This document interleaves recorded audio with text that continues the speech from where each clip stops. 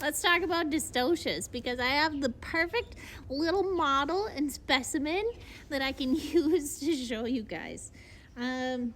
So, proper presentation for a baby.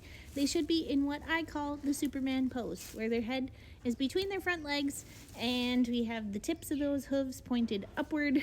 Both legs are at about the same length.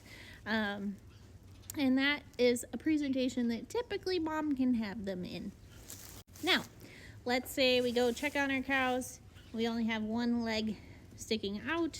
That can mean that that other front leg is down and back. I like to reach in, follow that leg, and try to figure out what's going on.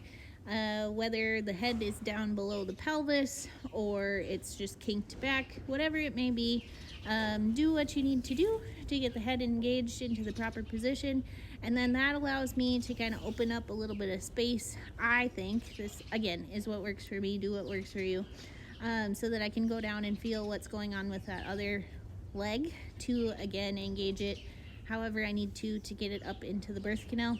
Always cup their hooves when we're manipulating the feet up into the birth canal, so that we're not damaging mom in any way, and we know where the tips of those hooves are. I know they're nice and rubbery, and Mother Nature does what she can to protect the cow, but this is kind of a secondary reassurance that we're not causing tears.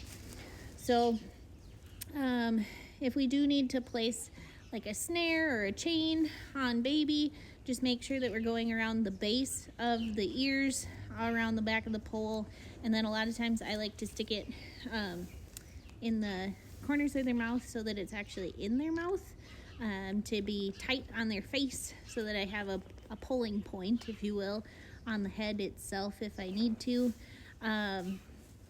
Another presentation that I've seen is where these hooves are upside down, so we're seeing the tops of the feet poking up.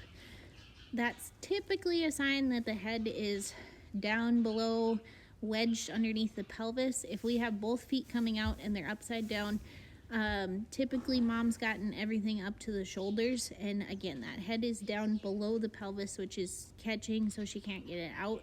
So what we need to do is either stick both front feet back in the cow, try to push that calf back in to the best of our ability, to then try to rotate it, or if we can keep both hooves out and there's enough room, say it's a really little baby maybe, I've done it on a twin, where I was actually able to get the head up even though the calf was upside down, so that it was properly in the birth canal. Everything was just rotated from what it was supposed to be, and then pulled the calf really quickly, so that we can get baby out and get it taken care of. You certainly can do that if there's enough room for your cow to have it that way. Otherwise, like I said, try to push it back in and rotate it.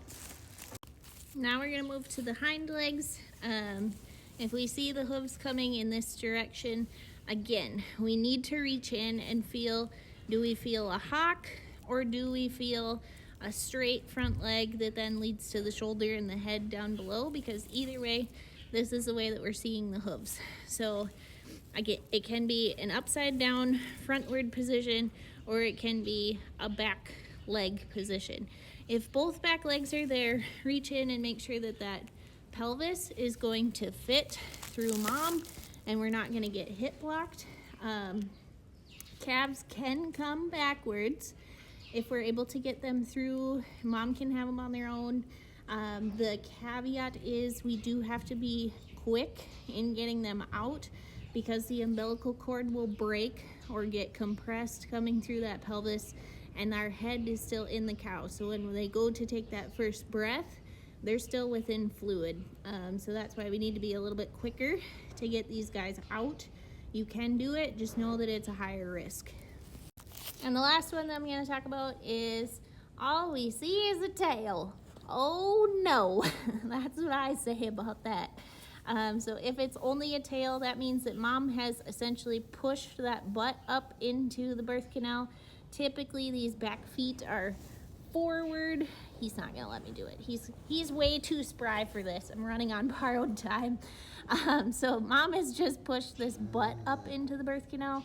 A lot of times there's just way too much with the hips and the back legs being frog-legged for that poor mama to actually get up and out. So if all we're seeing is a tail, or all we can feel is a tail and a butt, what we want to do is push that calf back in as far as we can, so that then we can again pull it backwards if we need to, or if we are able to push the butt back in and we can feel like the front legs and head maybe down below. If we can get a hold of those and get everything up, we certainly can still try to get them out the right way. It all just depends on how much room we have to work with, and how big that calf is.